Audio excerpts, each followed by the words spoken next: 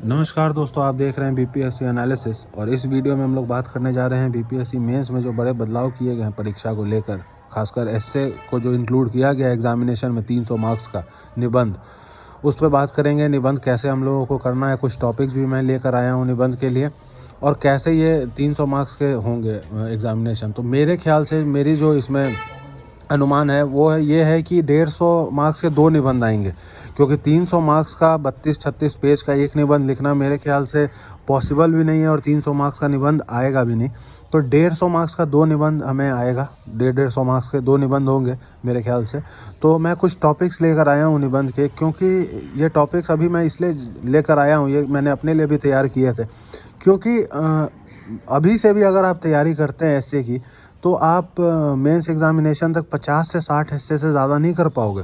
अगर आप महीने में 15 एस्से भी करते हो, हर 2 दिन पे एक एस्से लिखते हो, तो भी अगर 4 महीने 5 महीने बाद मेंस होगी तो आप 60 एस्से कर पाओगे मैक्सिमम। तो आज से ही स्टार्ट करना होगा।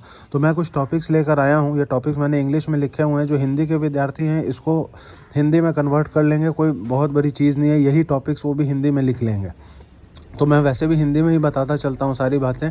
तो ये इंग्लिश में लिखा हुआ है, इंग्लिश मीडियम के विद्यार्थी इंग्लिश में इसको लिखा हुआ पढ़ लेंगे, हिंदी मीडियम के विद्यार्थी जो मैं बोल रहा हूँ उसको वैसे सुन लेंगे, और अपने टॉपिक्स को हिंदी में कन्वर्ट कर लेंगे। कोई बड़ी चीज़ नहीं है ये।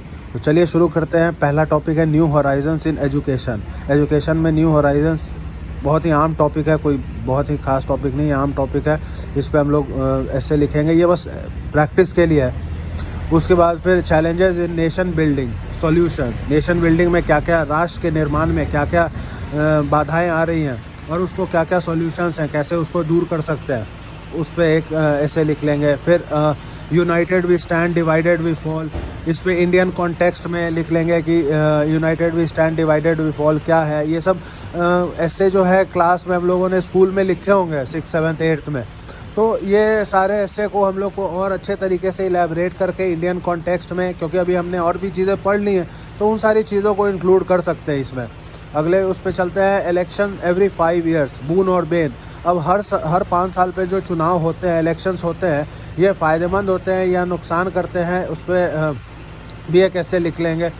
फिर डिजिटल इंडिया, आत्मनिर्भर भारत, ये बहुत ही कॉमन टॉपिक है, आजकल बहुत ही ज़्यादा चला हुआ है। तो डिजिटल इंडिया, आत्मनिर्भर भारत पे एक ऐसे कर सकते हैं।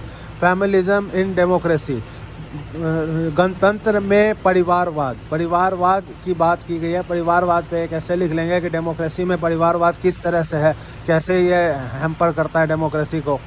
अगला है करप्शन अमंगस्ट ब्यूरोक्रेट्स। ब्यूरोक्रेट्स के बीच में करप्शन की बातें हैं, उसको कैसे दूर कर सकते हैं, कैसे अवॉइड कर सकते हैं। फिर वेस्ट मैनेजमेंट इन इंडिया एक टॉपिक है। चैलेंजेस इन डिजिटल इंडिया, कि क्या सिक्योरिटी कंसर्न्स आ रहे हैं, क्या प्राइवेसी थ्रेट्स हैं। फिर village tourism in Bihar, Bihar में विलेज टूरिज्म कैसे प्रमोट कर सकते हैं, क्या क्या एस्पेक्ट्स हैं विलेज टूरिज्म के। उसका अगला है फिर economic exploitation of the colonies was not beneficial for development of Britain.